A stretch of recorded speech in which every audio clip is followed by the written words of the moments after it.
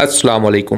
ابھی تک کیا صورتحال چل رہی ہے جو ایک ساتھ جنگ بھی ہو رہی ہے اور ایک ساتھ مذاکرات بھی ہو رہے ہیں، باوجود اس کے کہ امریکہ نے جو ایران کا ایک جہاز پہ قبضہ کر لیا ہے، اس کے حملے کو بھی یرغمال بنا لیا ہے اور اس جہاز کو اپنی تحویل میں لے لیا ہے۔ اس صورتحال پہ جو ایران نے ری ایکشن دینا تھا وہ ایران نے کچھ ری ایکشن دیا بھی ہے اپنے ڈرون کی صورتحال میں، کچھ ڈرون بھیجے گئے ہیں، باقی وہ جو پروپر ایک میزائل اٹیک تھا یا اس طرح کا لانچ کرنا تھا اٹیک، وہ پاسداران انقلاب کی طرف سے بیان آیا کہ ابھی اس وجہ سے نہیں کر رہے کہ حملے کے ساتھ ساتھ ان کے اہل خانہ بھی اس جہاز پہ موجود تھے، تو اس لیے اس کو مؤخر کر رہے ہیں اور بات چیت کے ذریعے معاملات کو حل کرنے کی طرف لے جا رہے ہیں۔ اب دوسری طرف جو اسلام آباد میں بات چیت ہو رہی ہے تو آیا اس میں کیا کیا صورتحال چل رہی ہے، اس سے پہلے جو بیانات دیے گئے تھے ان پہ کیا کوئی رد عمل ہو رہا ہے؟ جے ڈی وینس جو بدھ کے منگل والے دن پاکستان پہنچیں گے اور بدھ والے دن مذاکرات شروع ہوں گے، تو اس کا جو بھی ابھی تک خلاصہ ہے میں آپ کے ساتھ شیئر کر دیتا ہوں کہ ابھی تک کیا بیانات دیے جا رہے ہیں اور اس کے بعد کس حساب سے مذاکرات ہوں گے، کیونکہ خاص کر جو ایران کی طرف سے انکار کیا جا رہا ہے تو اس کے حساب سے کیا چل رہا ہے۔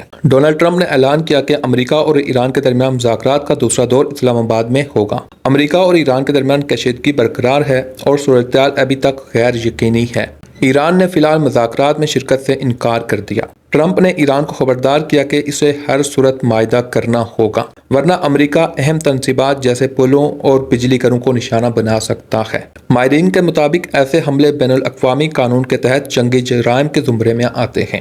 ماہرین تو یہ کہہ رہے ہیں کہ یہ سارے اس طرح کے جرائم جو سویلین آبادی پہ اٹیک کرنا جنگی جرائم میں آتے ہیں، لیکن عالمی قوانین کی خلاف ورزی میں آتے ہیں۔ بٹ بات یہ ہے کہ عالمی قوانین کی پاسداری کر کون رہا ہے؟ خاص کر وہ ممالک جن کے پاس پاور ہے، طاقت ہے، پیسہ ہے، اسلحہ ہے، وہ کہاں پہ عالمی قوانین کی پاسداری کر رہے ہیں جو یہ لوگ کریں گے؟ یہ اعلان ایسے وقت میں سامنے آیا جب دونوں ممالک کے درمیان بیانات میں سختی اور دھمکیوں میں اضافہ ہو رہا ہے۔ امریکی حکام کے مطابق مذاکرات کا مقصد جاری جنگ کو ختم کرنا ہے۔ پہلے مذاکرات کے بغیر کسی نتیجے کے ختم ہو چکے ہیں۔ ٹرمپ نے ایران پر الزام لگایا کہ اس نے آبنائے حرمت میں فائرنگ کر کے جنگ بندی کی خلاف ورزی کی۔ فائرنگ کی جو بات کی جا رہی ہے، جو امریکہ کا بحری بیڑا تھا آبنائے حرمت پہ، تو ٹرمپ یہ کہہ رہے ہیں کہ پہلے اس پہ فائرنگ کی گئی ہے، دین ہم نے ریٹیلیشن میں یا رسپانس میں ان کے جہاز کو قبضے میں لیا، ان کے جہاز پہ اٹیک کیا اور یہ معاملہ پیش آیا۔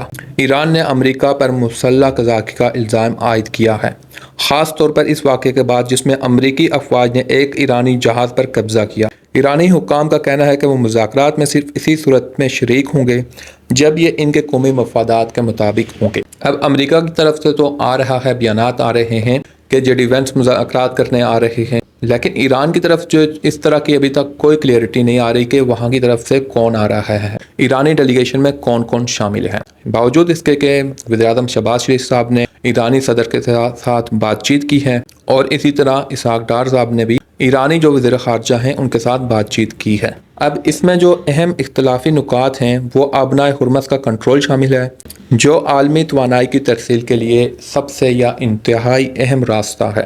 دوسرا بڑا مسئلہ جوہری پروگرام اور افزودہ یورینیم کا ہے، یورینیم انریچمنٹ کا۔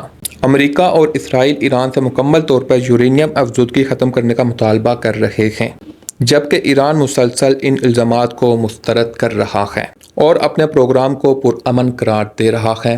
ایران کا یہ کہنا ہے کہ یہ جتنی بھی یورینیم کی جو میں استعمال کر رہا ہوں یہ ایٹم بم بنانے کے لیے نہیں ہے، بلکہ یہ جو میرا انرجی سیکٹر ہے، بجلی ہو گیا یا دوسرے جو پاور پلانٹس چل رہے ہوتے ہیں جن میں اچھی خاصی انرجی کی ضرورت ہوتی ہے، یہ میں اس کے لیے یورینیم کی افزودگی کر رہا ہوں۔